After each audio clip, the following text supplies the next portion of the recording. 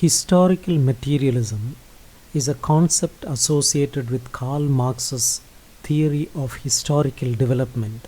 Friedrich Engels introduces the term historical materialism in 1890, though Marx himself never used it.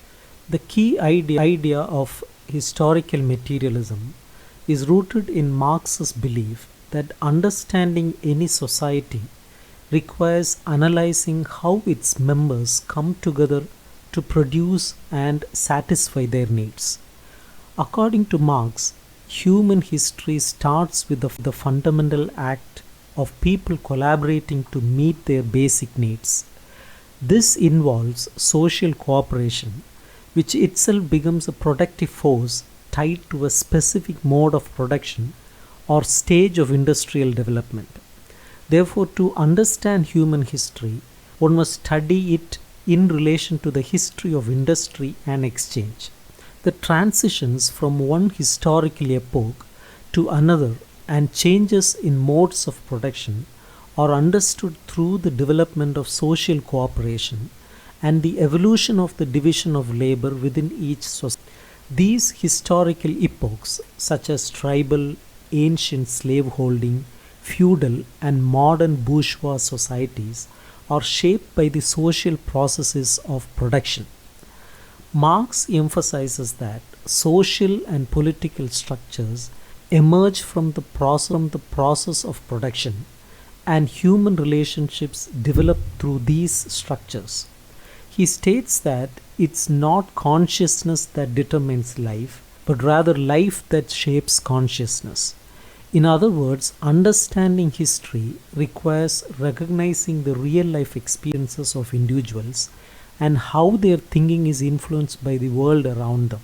In contrast to empiricists who see history as a collection of facts, or idealists who view it as the imagined activity of imagined subjects, Marx's historical materialism provides a materialist understanding of history. This approach avoids misconceptions by acknowledging that history is shaped by the actual, tangible conditions of people's lives.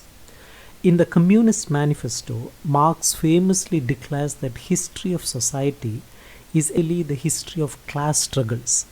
He points to past conflicts between various classes and under capitalism anticipates a division into two major camps: the bourgeoisie, the capitalist class, and the proletariat, the working class. The economic system's volatility, combined with emergence of an exploited working class, suggests the eventual downfall of bourgeoisie's rule and the triumph of the working class. Marx envisions the working class winning the battle for democracy, abolishing private property and ushering in a classless society. In the 1859 preface to a contribution to the critique of political economy, Marx summarizes his conception of history by emphasizing structural change over class struggle.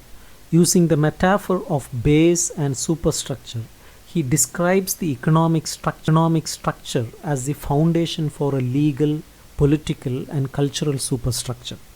According to Marx, the mode of production conditions the overall social, political, and intellectual life. However, when the existing relations of production conflict with the forces of production, a social revolution occurs, leading to a new historical epoch.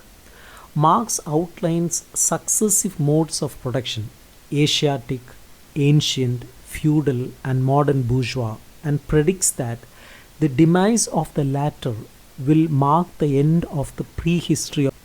He notes that no social order is replaced until the productive forces it requires have fully developed, and new relations of production do not replace old ones until the material conditions for their existence have matured within the framework of the old society. In the German ideology, Marx clarified that his abstract concepts were meant to guide the organization of historical material and not to serve as a strict recipe for neatly organizing historical epochs. He emphasized that a general conception of history should only act as a guide to assist empirical and comparative research in discovering the truth. He warned against relying on a broad historical philosophical theory as a master key, noting that its supreme virtue lies in being above or beyond specific historical